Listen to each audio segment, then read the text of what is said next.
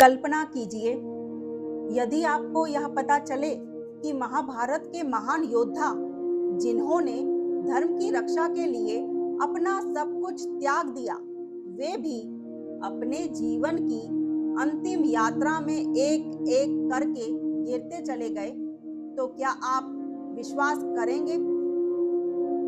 क्या कारण था कि अपार शक्ति वाले भीम, अद्वितीय धनुर्धर अर्जुन, सुंदरता और विनम्रता के प्रतीक नकुल और सहदेव, यहाँ तक कि स्वयं महारानी द्रौपदी भी स्वर्ग तक नहीं पहुंच सकी?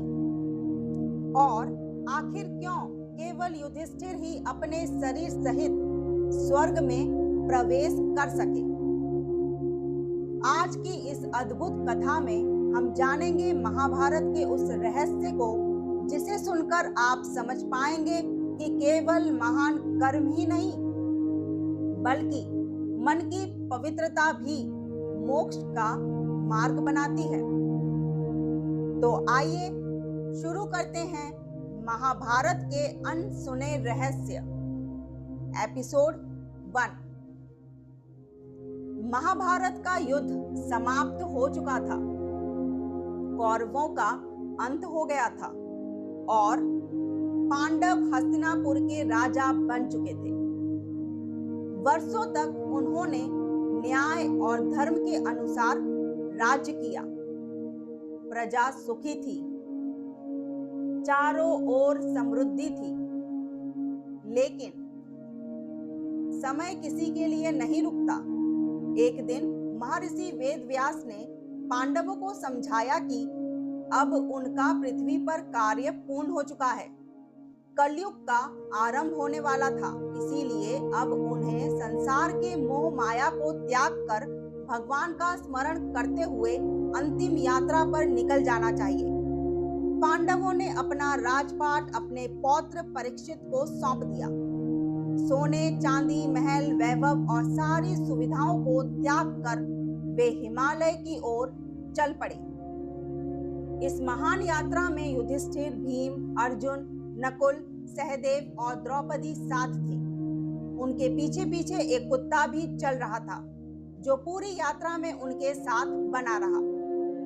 हिमालय की ऊंची ऊंची चोटियां, बर्फ से ढके पर्वत और कठिन रास्ते उनके सामने थे, लेकिन उनका लक्ष्य था स्वर्ग की प्राप्ति।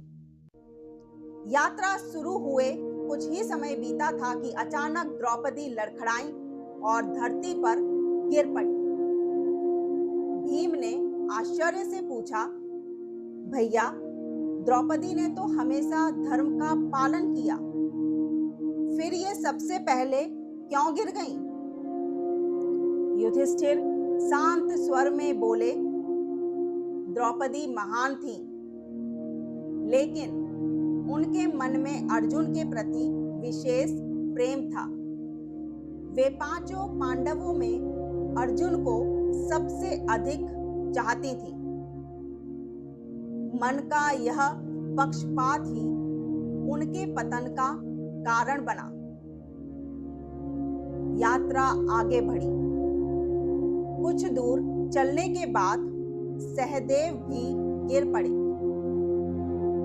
भीम ने फिर पूछा, भैया, सहदेव तो अत्यंत ज्ञानी थे, फिर उनका पतन क्यों हुआ? युधिष्ठिर बोले, सहदेव को अपने ज्ञान पर गर्व था। वे स्वयं को सबसे बुद्धिमान समझते थे। यही अहंकार उनके मार्ग में बाधा बन गया। कुछ समय बाद नकुल भी धरती पर गिर पड़े। भीम की आंखों में आंसू आ गए। उन्होंने पूछा, नकुल तो विनम्र और सज्जन थे, फिर उनके साथ ऐसा क्यों हुआ? युधिष्ठिर बोले, नकुल को अपनी सुंदरता पर गर्व था। उन्हें लगता था कि उनके समान कोई सुंदर नहीं है। मन का यही अभिमान उनके पतन का कारण बन गया। अब केवल 4 लोग बचे थे। वे आगे बढ़ते रहे, लेकिन थोड़ी ही देर बाद अर्जुन भी गिर पड़े। भीम दुखी होकर बोले, अर्जुन तो भगवान श्री कृष्ण के प्रिय मित्र थे, फिर वे क्यों गिर गए? युधिष्ठिर ने कहा, अर्जुन महान योद्धा थे, लेकिन उन्हें अपनी वीरता और धनुर्विद्या पर अत्यधिक गर्व था। उन्होंने कई बार कहा था कि वे अकेले ही अपने शत्रुओं को समाप्त कर सकते हैं। यही अभिमान उनके पतन का कारण बना। अब केवल भीम और युधिष्ठिर रह गए। भीम अपने बल पर गर्व करते थे। वे सदैव कहते थे कि उनके समान शक्तिशाली कोई नहीं। अचानक भीम भी लड़खड़ाकर गिर पड़े। गिरते हुए उन्होंने पूछा, भैया, क्या मुझ में भी कोई दोष था? युधिष्ठिर ने गहरी सांस लेते हुए कहा, भाई भीम, तुम महान योद्धा थे, लेकिन तुम्हें अपने बल और भोजन के प्रति अत्यधिक आसक्ति थी। तुम्हारे भीतर शक्ति का अभिमान था और यही अभिमान तुम्हारे पतन का कारण बन गया। अब उस कठिन मार्ग पर केवल युधिष्ठिर और वह कुत्ता रह गए थे। युधिष्ठिर बिना पीछे देखे आगे बढ़ते रहे। उनके मन में ना कोई गर्व था, ना किसी वस्तु का मोह। तभी स्वर्ग के राजा इंद्र अपने दिव्य रथ के साथ प्रकट हुए। उन्होंने कहा, राजन, आप धर्म के मार्ग पर चले हैं, आइए इस रथ में बैठकर स्वर्ग चलिए।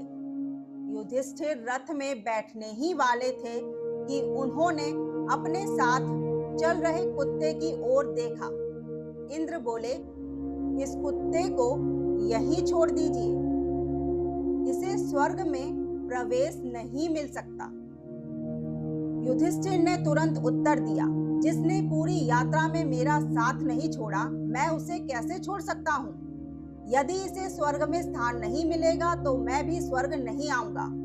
इतना सुनते ही वह कुत्ता दिव्य रूप में बदल गया। वह कोई साधारण जीव नहीं बल्कि स्वयं धर्मराज थे, जो युधिष्ठिर की परीक्षा ले रहे थे।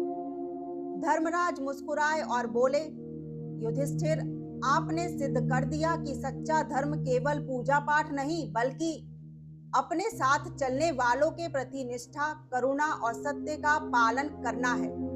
इसके बाद युधिष्ठिर को अपने शरीर सहित स्वर्ग में प्रवेश करने का दुर्लभ सम्मान प्राप्त हुआ।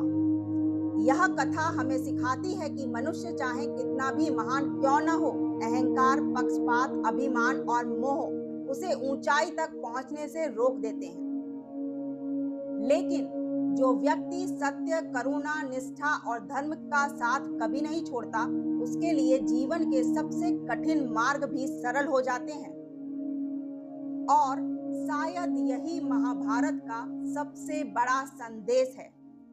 धर्म का मार्ग कठिन अवश्य है, लेकिन अंत में विजय उसी की होती है जो अपने भीतर के अहंकार को जीत लेता है। अगर यह कथा आपके हृदय को छू गई हो तो याद रखिए, महाभारत केवल एक योद्धा की कहानी नहीं बल्कि मनुष्य के भीतर चलने वाले संघर्ष की कहानी है। और इसी तरह के और अनसुने रहस्यों के साथ हम फिर मिलेंगे महाभारत के अनसुने रहस्य एपिसोड 2 में।